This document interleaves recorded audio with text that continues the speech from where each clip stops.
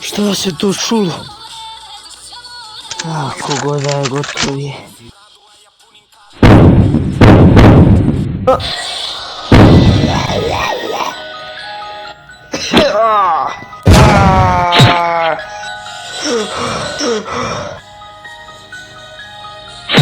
Da on i dalje živ.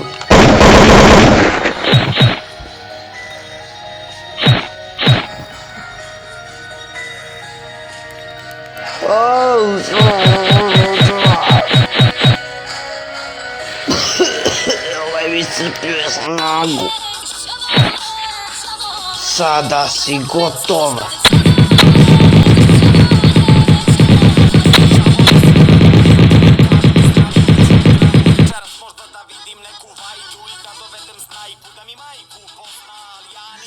Da spam.